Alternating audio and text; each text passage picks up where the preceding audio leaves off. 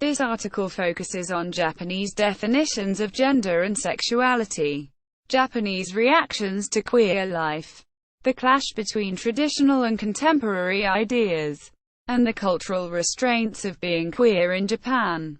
The Western term, queer, an umbrella term for gay, lesbian, bisexual, and transgender, represents a change in thought pertaining to gender and sexuality in contemporary Japan. Japanese definitions of gender and sexuality. In Japan, gender and sexuality are not conceptualized through a binary frame within the context of individualism, homo-heterosexual, man-woman, but rather through a spectrum wherein the various social roles of the all-encompassing group are emphasized. Under this construction, expressions of gender and sexuality are varied, as is evidenced by Japan's gender-bending communities. Transgenderism in Japan began during the Edo period.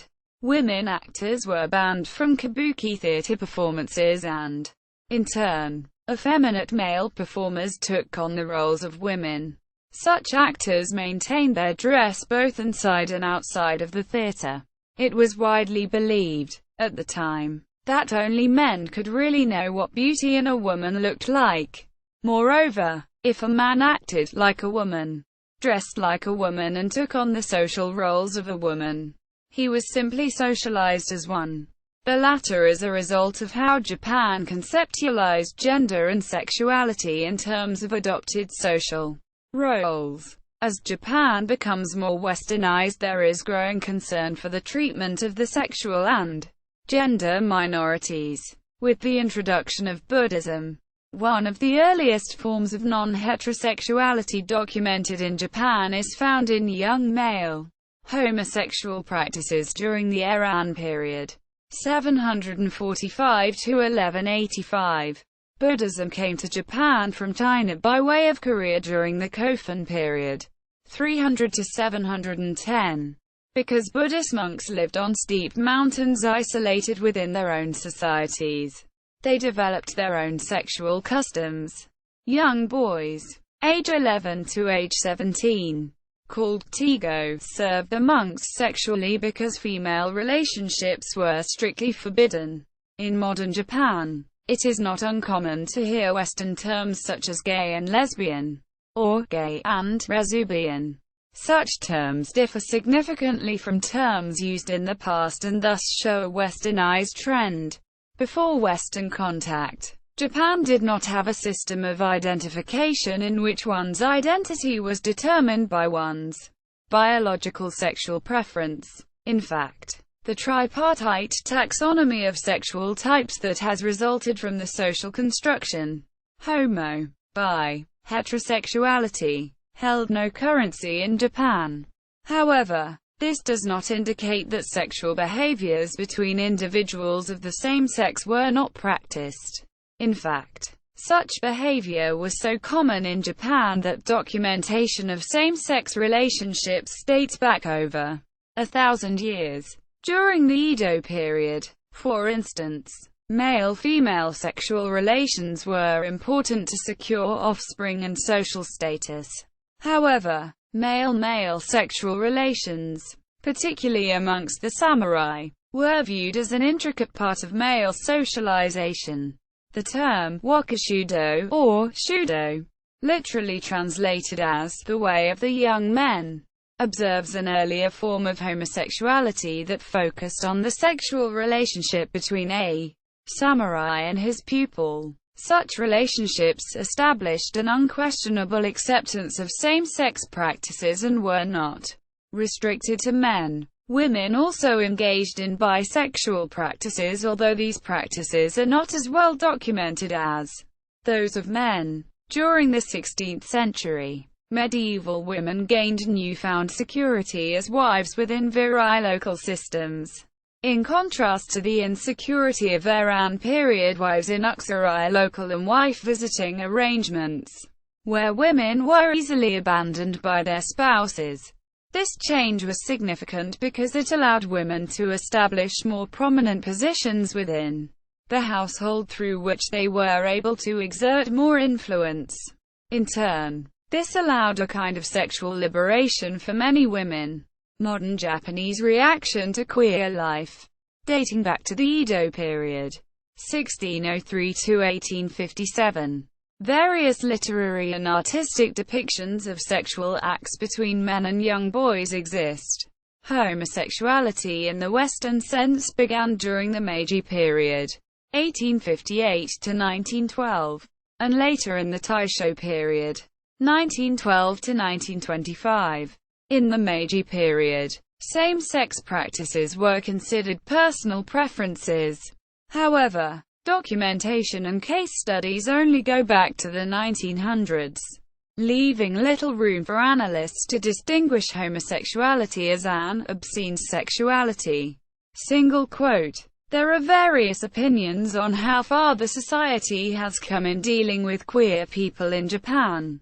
McClellan's article, "The Social Situation Facing Gays in Japan," presents a well-rounded discussion on how the society reacts to queer people. It discusses the social structure of Japanese society and how well it accommodates the sexual minority. For instance, the sexual minority has now become a very important part of the human rights policies constructed by the Tokyo City Human Rights Policy Directive Manual released in 2000. Gay people were originally dropped during the first draft of the policy. But after facing pressure from the public, non-governmental organizations, NGOs, and queer activist groups, the Council eventually pledged to safeguard the human rights of gay people. Furthermore, awareness and education amongst Japanese people, specifically pertaining to queer issues, has improved and information is now readily available. In the past, society often ignored queer lifestyles, thus interpreting their sexual and gender expressions as a disease.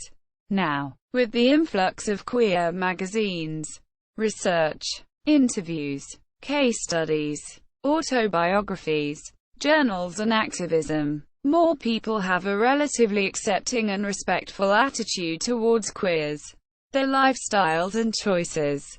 The availability of literature, information and formal representation of queer voices has helped many young Japanese to identify themselves with sexual minority groups. More importantly, awareness has opened a mode of communication between mainstream Japanese society and queer people.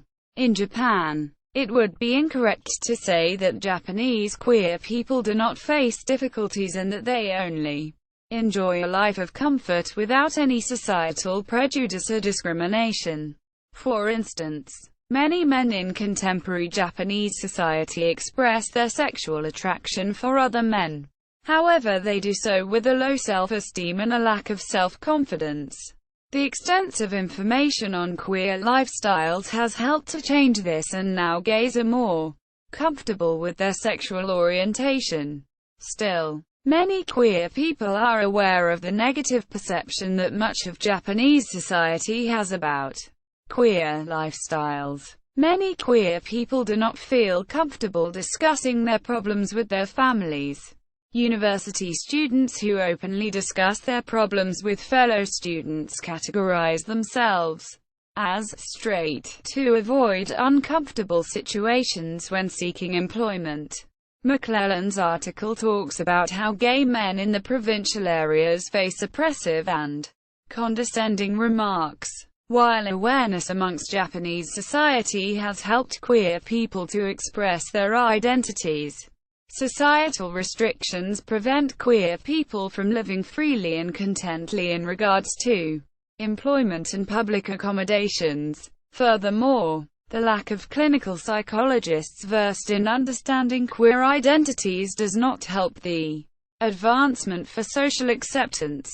Additional problems arise as awareness spreads. Issues such as old age, same-sex partnership laws, marriage, adoption and welfare systems are all challenges that sexual minority groups now face. Such challenges will need to be acknowledged by Japanese leaders before any positive societal changes can successfully occur. The Western modes of promoting activism and visibility, such as queer organizations, film festivals and parades in Japanese society, have been taken by some as evidence of a global queering. In the realm of sexuality, globalization results in creative indigenization and cultural admixture more than it does in any unilateral imposition of Western sexual identities.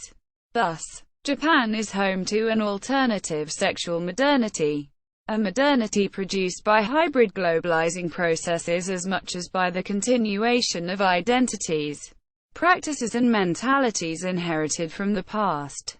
Quote, "The clash between traditional and contemporary ideas." The all-encompassing term which refers to the non-heterosexual and gender-variant practices and identities that include gay, lesbian, and transgender individuals is kono sekai.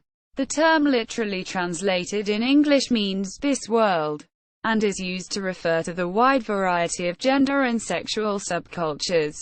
Homosexual practice is also found among the samurai aristocracy, in part because of the heavy influence that Buddhism had on their culture, specifically during the early stages of the Edo period, 1600 to 1868.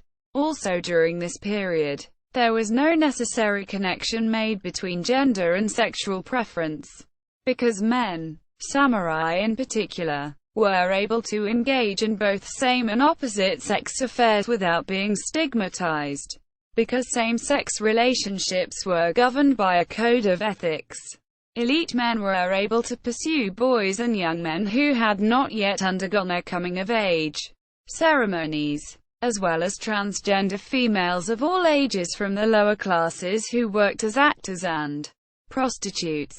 Although bisexuality in women was practiced, the notion of lesbianism was not documented, and there is no way of cognitively linking both male and female homosexuality. It was not until the Meiji period, 1868 to 1912, that Japanese sexuality was transformed through influence from the West, from a male-to-male perspective. Before the Meiji period, the behaviors between a man and a man dealt with the commitment to spend their lives together, not on their sexual desire. Current queer expressions were established through post-war sex magazines, coffee shops, danshoku kisaten, gay bars, gay bar, and various queer organizations. Cultural restraints. The current social restraints on personal expression and employment opportunities related to being queer in Japan present a modern challenge. As a represented minority in a country where mainstream conformity is promoted and preferred, queers in Japan are ostracized and stereotyped by society. However, they are commonly portrayed by media components. The media presents queers with same-sex desire as people who are transgender or transsexual. However, even these representations are viewed as a performance instead of sexual expression, further illustrating the media's refusal to admit the existence of a queer minority. Mark McClelland stated that the homosexual man who is transgender and restricts himself to the entertainment world is tolerated, even appreciated. However, the homosexual man who passes and turns up to be your boss, your teacher, your neighbor, or even your husband occasions a great deal of anxiety. He is a figure to be feared and/or despised. This way of thought represents the restraints on personal expression by dwelling on queers as a group who cross-dresses. However, as representations of homosexuality are concerned, only those that are noticeable, i.e., those that cross-dress, are wanted while the unnoticeable masses are shunned. These forces press for a common expression of self that likely would not exist if social systems allowed for their personal expression. The suppressed expression of self is further expounded by the cultural practices revolving around family and marriage. The custom of living at home until marriage presents restrictions of queer life in Japan. The belief that one's family will shame and disown a child who comes out as queer oppresses these children into living within a different frame of existence by forcing them to behave in the same manner as a heterosexual child. Along with this suppression, the lack of private space restricts the expression of feelings and self-identity during times of growth, which in turn restrains attempts at finding love in the queer community. Along with these family issues, the government's refusal to acknowledge same-sex marriage forces queers into an outcast position by society's preference for marriage and family, to which queers are refused access. Further, national government influence unofficially restricts employment opportunities to those who remain in the closet. Homosexuality works against the accepted norms of social morality and can be thought of as contributing to the breaking down of the established sexual public order of society. Consequently, it should not be sanctioned in modern society. This example of government preference on education presents one example of employment opportunities lost to queers in Japan. Furthermore, many Japanese organizations are incorrectly informed on queer issues, which restrain and influence performance reports and promotional possibilities. These problems place pressure on queers to accept their diminished reputations or leave a company due to unrestrained bigotry from those in the workforce. See also Blue Boy Trial, X-Gender. Further reading. Japan. Gaycation Episode 1. Viceland. February 24, 2016. Documentary by Ellen Page.